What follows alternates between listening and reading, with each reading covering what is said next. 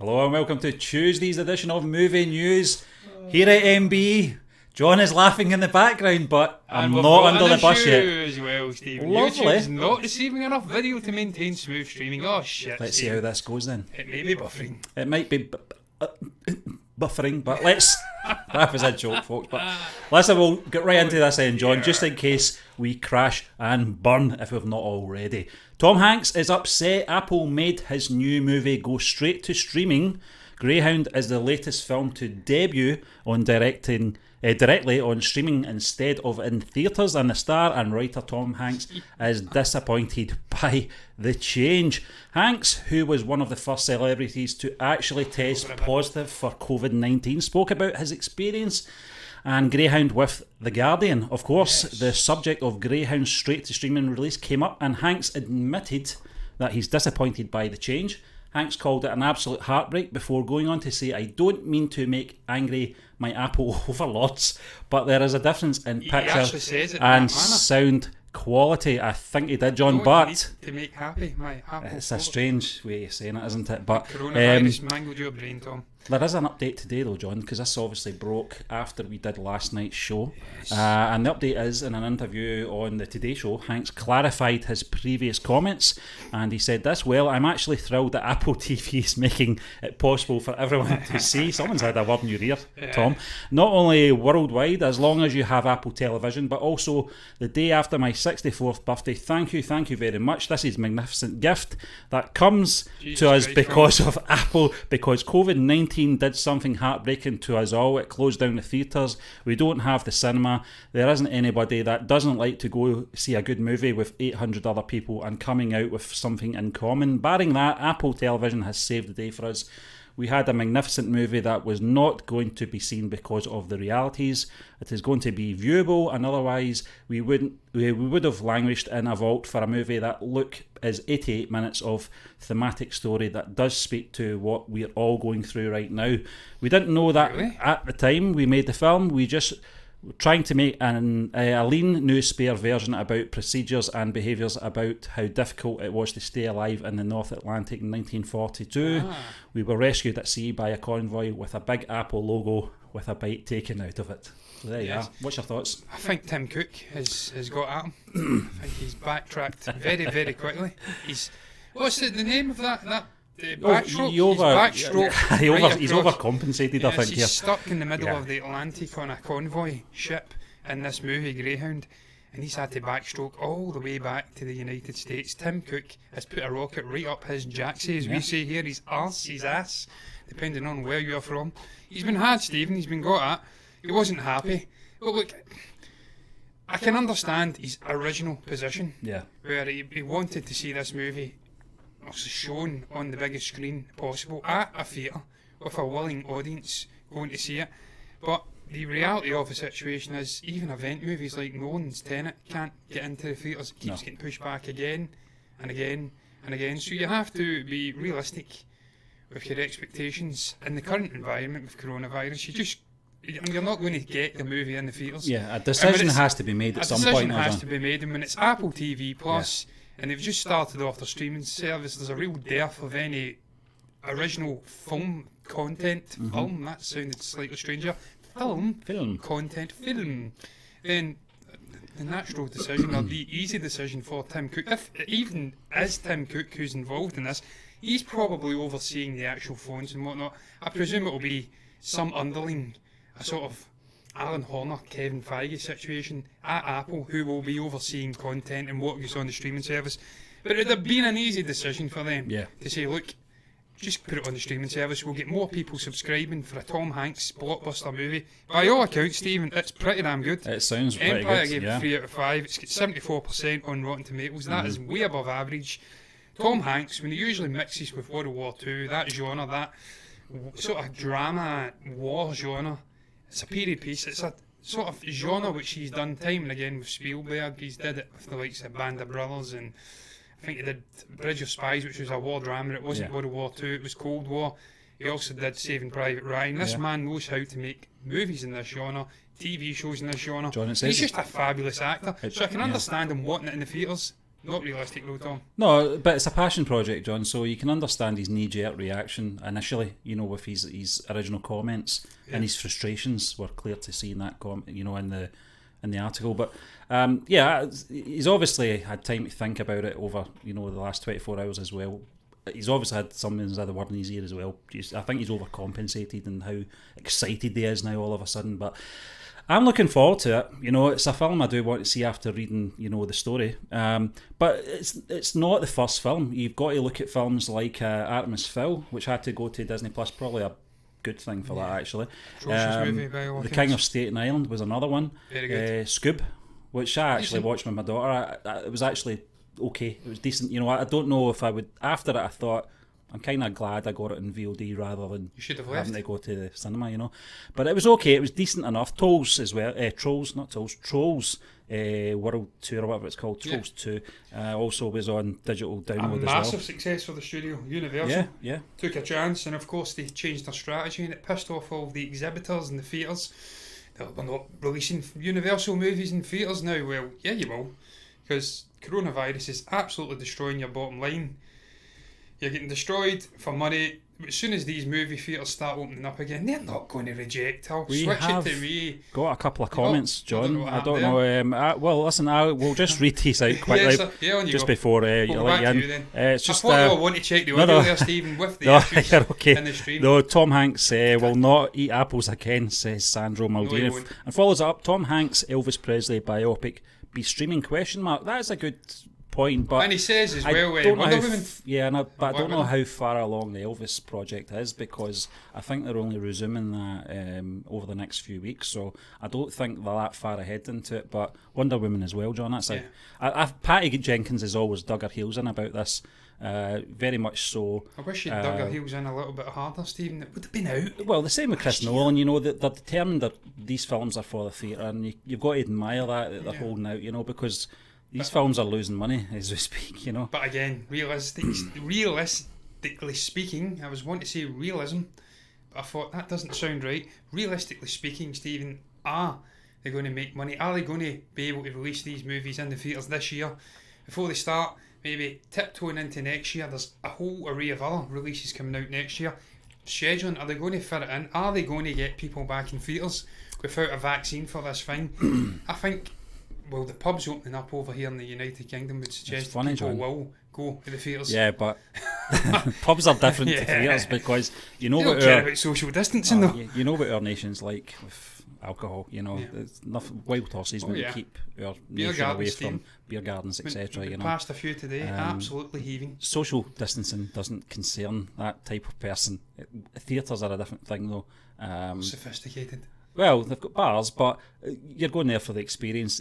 There might be a bit of a delay in getting the bums back in seats as well, John. So that's when it becomes an issue for the likes of Patty Jenkins and Christopher Nolan. If they're not going to make the money back, then why risk people's lives forcing them into theatres to see the movie when you could just put it on VOD, maybe put it up to $30 or something to rent just to try and make the money back, and then people can watch these movies on their TV screens in the house. I don't think Nolan will ever allow Tenet to be streamed on a streaming service. He ain't going to allow it. Baz Luhrmann might not be an issue for him, as you says. The Elvis biopic's still in production, filming over in the Australia, the Gold Coast, I want to say.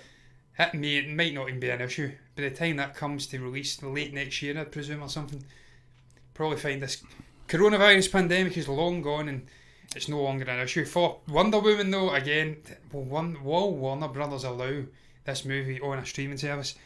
It's not like the other DC Warner Brother movies, is it? The likes of maybe, I don't know, a lesser, it's not a Shazam or something. No. Disney as well, that's another one, the New Mutants. Time will tell, Stephen. It's changing the boundaries of cinema, this whole pandemic nonsense, and you just don't know what's going to hit VOD, and as they continue to get delayed, it becomes more of an issue. So sometimes for the audience, I understand Hanks's frustration, John, but I think for the audience's sort of point of view though, John, sometimes it works out better for us because we watched that You Should Have Left film and we reviewed it last Friday. I don't know if I would have enjoyed that as much in the cinema. I don't think I would have got any different sort of experience in watching that in the cinema. No, because the story was lacking, Stephen. At the end it was lacking. Maybe some of the scares and uneasiness would have been heightened in a darkened theatre with a booming sound system. But Yeah, it's always in hindsight, isn't it? I agree with Sandro as well. Mulan's just pushing it now. China is a dodgy territory right now. They're talking about closing half of the theatres over there, so forever, 50% of theatres maybe being shut forever, so could go straight to streaming. Sad days, John, but listen, we'll move on to another article here. I'm aligning with your article, Steve. It's John Boyega, and he's starring in Borderland. I don't know if you know anything about this film, John, but I know about Borderlands, but not Border. No, well, I thought that's what it was Kate at first. Blanchett. Blanchett. Okay. Blanchet, yeah. While he worried that he was jeopardising his career, was he? I don't remember that. With his recent outspokenness on racial injustice, John Boyega doesn't have to be concerned. He's already nabbed a new job starring in IRA thriller Borderland alongside Felicity Jones, Jodie Turner-Smith and Jack Rayner. The film will follow an Irish paramilitary, Michael, who witnesses the shooting of his pregnant wife at the hands of an SAS sergeant named Tempest. That's John Boyega's character. When a border ambush goes wrong, when Tempest is sent back to London to lead a covert counter-terrorism operation, Michael joins a ruthless active service unit, ASU, wreaking havoc in the capital. For Michael, the mission is personal, to hunt down Tempest, and he'll stop at nothing to avenge his wife's death. Yeah. Thoughts on this, John? Big fans of John Boyega. It's always good to see him in something other than Star Wars. Yeah, you know, he's a great actor. Yep, I saw him. I reviewed Empire of, it wasn't Empire of Dreams. That's the Star Wars documentary. I can't remember what it's called, John, but I reviewed it. It's a film from 2014. I think it. Well, he done Attack the Block. That was a great little movie, and the directors spoke up about perhaps working with him again, potentially on a sequel to that. He also did Detroit, and he was absolutely fantastic in Detroit as well. That sort of racial, historical drama about the Detroit riots and the way the police were treating black people over there. It's something that's just synonymous with America, even to this day. That was, I think, in the 60s, late 60s. Yeah. So he's a guy who can do numerous different genres. And I think this is going to be strange, though. I don't know. Imperial Dreams, by the way. I was Imperial close. Dreams. I don't know how this is going to work. You're saying he's an SAS sergeant, so he's going to be shooting someone's wife accidentally, and it then becomes a sort of revenge-fueled, I don't know, thriller of a movie. I suppose it could work. Yeah, I suppose that could work. And the acting talent they're getting in, the likes of Jack Rayner, did you say it was? Jack and Rayner, also Felicity Jones, and it's a very promising cast. They're starting to assemble. Jodie Turner-Smith as well. I suppose it could work. Yeah, it'd be very intriguing. Obviously, the revenge and vengeance-fueled sort of movies in recent years have done okay, despite some of the controversy surrounding them. The likes of the Bruce Willis one, Death Wish. That did okay. Liam Neeson's one, despite the whole racial stuff that came out, him being slightly racist and wanting to go out and hunt black people in the 70s in Belfast. Cold Pursuit or something. Cold Pursuit. That was another decent revenge-fueled movie. Obviously, Taken and whatnot going further back. It is a genre that seems to have had a slight renaissance. That Peppermint one as well with Jennifer Garner. That was decent. So I like that. There's been a lot of revenge-fueled movies in recent times, and of course the Troubles and whatnot, the IRA, British soldier, and the politics within that is ripe for a good drama thriller movie. And as I did say, Felicity Jones, I mean, Stephen, she starred in Rogue One. She made that Frankenstein monster of a movie, reshoots galore. Semi-palatable because she is such a good actress. Yeah. So I do like the cast that are arranging, not arraying. I don't know who's directing it at the moment, but it does look promising. Sadly, it's not Borderlands. As Sandro does say in the comment section, Borderlands is a video game. I really enjoyed the first Borderlands. I'm liking the look of that movie. I think that's Eli Roth, and he's got the likes of Kate Blanchett in there and whatnot. I'd love to have seen John Boyega in that movie. A sort of dystopian, futuristic, action, violent gore-fest of a movie. That would have been incredible. But this still sounds interesting as well. Yeah. It does. Well, just going back to John's previous films as well, Attack on the Block, is it? Attack the Block, yeah. Attack the Block. And, Imperial Dreams. There's something about him that was missed in Star Wars and his sort of handling of his character. There was potential there, obviously, in the Force Awakens. You saw that potential. It was a very interesting sort of angle they were coming in from, a deserted stormtrooper, know, and it had a lot of potential, and if you'd saw Boyega's work before that, you were very excited to see The Last Jedi and where his story was going to go. I think that's why a lot of people were very disappointed in the handling of his character, which was absolutely butchered in The Last Jedi. It was a side character, which was criminal, absolutely criminal. When you've got someone like Boyega, cast in a big blockbuster film, you don't do that with him. You don't do that to his character either. He should have been a Jedi. Well, aside that, he had the charisma, John, and he had the presence. And it never recovered after that, So it's good to see that, post Star Wars, he's getting back into what, from what I gather, obviously this storyline, it sounds very heavy drama. There'll be probably a lot of action in there as well. But Steve, it's going to be very interesting. Just briefly, I don't know if you've got anything else to add, but it's going to be very interesting, much like the Harry Potter franchise, to see where some of the more up-and-coming actors who came into this sequel trilogy at the start, where they go on and who ends up having the best career, who blossoms. Adam Driver also had an established name prior to that. He was in Girls and a few other movies.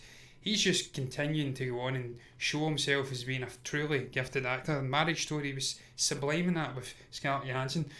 Obviously, what's his face? I've totally blanked on him. Oscar Isaac. I was about to say that. I'm like, that sounds wrong. Oscar Wilde. Yes, Oscar Isaac Newton. Oscar Isaac is again a superb actor. He's just done so many great movies inside Llewellyn Davis and a whole array of other things. He's been villains in the X-Men Fox franchise. This guy, he's going to go off and do a really good career, have a really good career. It's more Boyega, Daisy Ridley, and I don't know who else has maybe popped in who was a fresh face. There's not many. It's probably between those two. Yeah. Almost Harry Potter style. Who's going to have the better career? And for me, Boyega, by a country mile, there's no contest. He will go off and have the better career. He's already shown he's a better actor.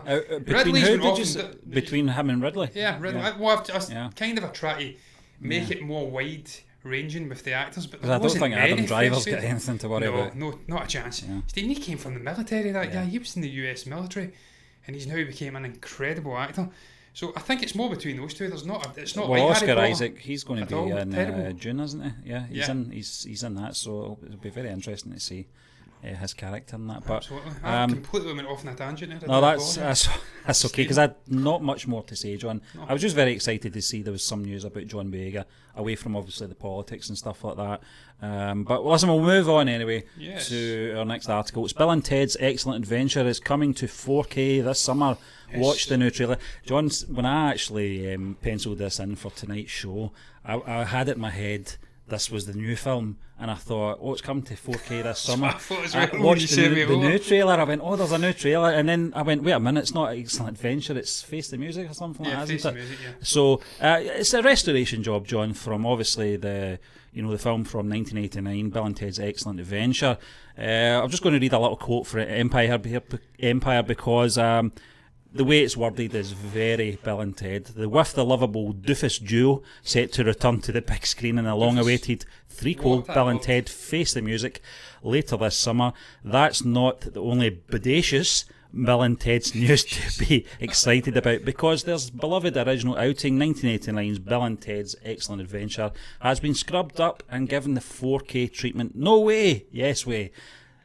I'm looking forward to this, John, because I loved Excellent Adventure and I loved Bogus Journey, and I always thought there should have been a third film. There should have been a trilogy of these films. Keanu Reeves obviously went on, did films like I can't remember that surfer one he did with Patrick Swayze. What was that called? I can't remember, but it was an excellent film. The other one he did, Speed, was the sort of the pinnacle at that point for his sort of action genre that he was falling down. Real that start road. Of it, wasn't it? Yeah, and then he did that one, Al Pacino. What was that? The Devil's Advocate, was it? That one? Was it not Constantine? He did Constantine as well. Was he in the Devil's Advocate? Yeah, he was. Yeah, he did, that was amazing. Yeah, Johnny Mnemonic, which had a lot of potential, but it was a bit of a letdown. And obviously, just ending the 1990s with The Matrix. I never thought I'd see him back and doing this kind of genre again. I thought the time had passed. I thought he's more of a serious guy now. I don't know him, obviously. I just assumed this because of the roles he was taking. But he's not like that at all, He's chill. What was that film we did the trailer reaction for? It? We actually were starting to panic because he never appeared. Love Me Maybe. Yeah, Love Me Maybe. So you see the humour in there, and if you actually do follow my panic, Stephen, because I started that whole intro to that reaction video by Seeing it's Keanu Reeves. Keanu Reeves' head. Comes in the last 10 seconds. Yeah. But what an entrance. It was a really good entrance and so funny. So just getting back to my original sort of point here, he's just got that kind of knack to him. I've seen bits of this new film, and it doesn't feel like they've been away from the roles. It just feels like it's going to slot right into those other two films nicely. It just doesn't seem to have taken any. What we're talking. Bogus Journey was 91, I think. It's a long time, to try and get back into that role again, especially with the career he's had since then. Yeah, look, Stephen, as you know, I've not seen any of these movies. Criminal. So it's going to be very, very difficult indeed for me to actually speak about this. What I will say is I'm excited about the prospect if this does come out in the summer and the theatres are opened up, finally. I mean, summer stretches to August here, I believe, mid-August. So we've still got a month or so of summer left. I may be wrong about that. It may be even later. It may go into late August. I don't know. I don't know when summer ends. But there's still time for it to come out. Maybe the theatres will open up. Perhaps the coronavirus will completely dissipate into the non-existence of whatever, the universe. And I can go along and watch this in the theatres. It would be a great opportunity for me to see this movie for the first time, completely restored in the theatres on a big screen. I've never watched them. From the trailer for this particular one, though, excellent adventure. Love it. It's got a sort of mismatch of all the things that I seem to love in life. It's Kevin Smith-esque for me. It's sort of Wayne's World meets Tenacious D vibes, meets Back to the Future, meets, I said something else. There's a whole array of different things going on. Dude, Where's My Car? Ashton Kutcher sort of era. Yeah. With the chat and the stoner sort of vibe. Yeah. There's time That's travel. exactly it, yeah. It sounds really cool. It sounds like something that'd be right up my street. You introduced me to Wayne's World. I absolutely loved it. I usually trust your taste in films, Stephen. So if you tell me this is good, John, and William Sadler's in it. Yeah, well, he's William. excellent in it, and he's obviously really good in the Shawshank Redemption as well. But Sandro's actually made a good point. Bill and Ted 3 trailer reminds me of the Dumb and Dumber 2 and Zoolander 2 as well. So. Don't blame me for this if this turns out to be a Dumb and Dumber 2. Sometimes, the Dumb and Dumber 2 trailer I didn't actually mind. I thought it was actually quite funny, but it seemed to be the best bits of the film, unfortunately. Yeah. It's just that he's right, though. The way they've aged, it's as if they're trying to continue on from the very next day or something. Keanu Reeves clean shaven doesn't look as young as he does with it. It's weird. It's, most people, when they have a shave, they look younger. He doesn't. His face is kind of, sagging, but he's only human. Yes, no, he's not. He's immortal, Stephen. He's not human. Keanu is not human. An eternal, yeah. This guy has been alive in the sort of Renaissance era in Italy and in France and whatnot. There's photos, paintings of this guy. This guy's eternal. He's not human. And I love him. So I don't want him to be human. I don't want the guy to age. I don't want him to die, man. And I don't want Bill and Ted to fail either. No, Bill and Ted 3, that is. So fingers crossed. Complete novice to this franchise, Stephen. But from what I've seen, if I can get a chance to watch it in the theatres, I'm sure I'll enjoy it. 4K, yeah. And we'll talk about the trailer as well, because obviously the restoration job, we watched that. Looks very good. It does, and it doesn't look like a film from over 30 years now. 89 was it? 89, yeah. Same age as yourself, and 31. It looks pristine. It looks like it was made this year. Still if you feel didn't 21. know, yeah, it does look like it was made this year. But No.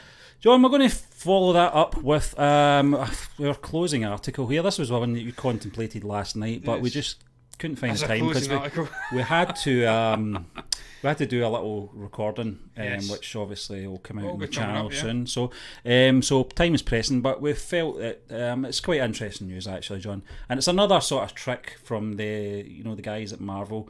Introducing new characters, but there's going to be a bit of a backstory, sort of Captain Marvel-esque, if you like, late to the party but always been there kind of thing.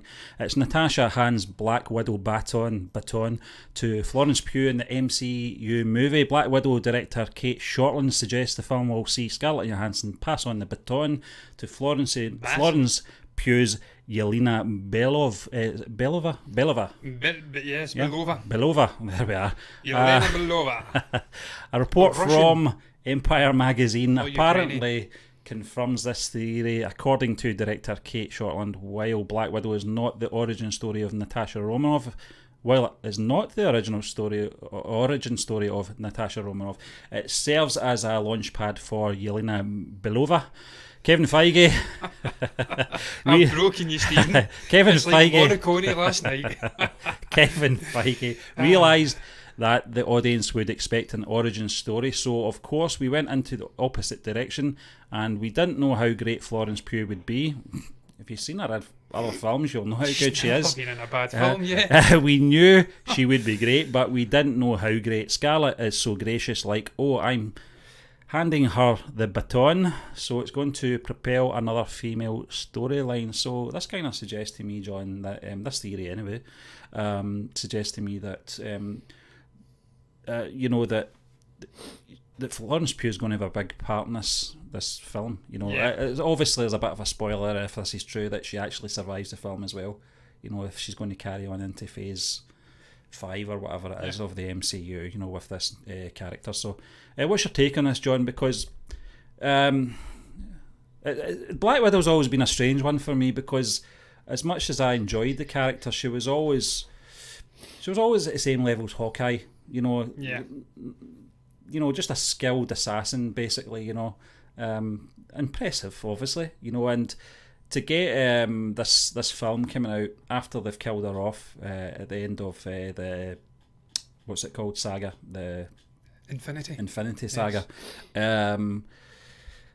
It's a strange one, because we're only going to get to see her for one more film, but it seems that this Yelena character is going to have a big role in it. And how much of a role is it going to be? Is it going to be 50-50 between Natasha and Yelena? Is it going to be a sort of a partnership in this film? Is it going to be do you know what I mean? I thought this film was going to be focused heavily on Natasha Romanoff and her origins, but clearly it's not, because obviously it's set in different periods, isn't it? Yeah, well, Yelena, I think, actually came out of the same academy, the assassin sort of academy from the USSR, as Natasha Romanoff, so I think they share that sort of common duality in their origins, and I think she almost views her as a sister-like figure. I think they're both, from the trailer, from what I've seen, it's almost as if she is sent on a sort of mission to take her out or something like that. And I don't know, I've not seen the movie, but also they come to some common understanding. Do you know what I mean, though? Understanding. Do you know the concerns? Do you know the concerns they had, John, with Homecoming, Spider-Man Homecoming? The amount of screen time Tony Stark had in that trailer, and there's that concern there was going to be. Thankfully, it wasn't. I felt it just had enough. Perfect, but do you know what I mean? Though it's just there's a concern there that this might not be 100%. Black Widow's story. It's almost setting up Yelena Belova to propel her. Yeah, that'd be a shame, Stephen, because obviously Scarlett Johansson has waited so long to get her origin story for this character. Blood, sweat and tears for 11 years, and she finally gets it, and then it almost is used as a semi-springboard for Florence Pugh's career into the MCU. It would be a shame, but look, if they handle it correctly, and I'm every confidence they will handle it correctly, then it needn't be one or the other. It could be that she has a great origin story. It's shared with the Yelena Belova character. By all accounts in the comics, she does become Black Widow. She becomes the second character to use the alias of Black Widow. So it would be comic book accurate for her to pass the baton, as they like to call it. I just say Baton. Simple old Scottish person, me. To Yelena Belova. It would be comic accurate. So it's not something they're doing that's out of the ordinary. It's tarnishing the history of the comics. And look, she's such a good actress.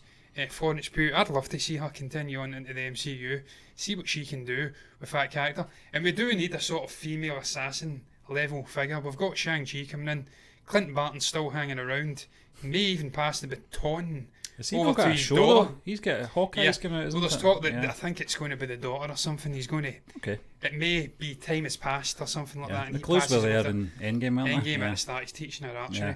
So we could have multiple powerful female characters coming into the MCU. Again, I think they're comic book accurate. I think he does pass the baton over to his daughter at some point in the comics.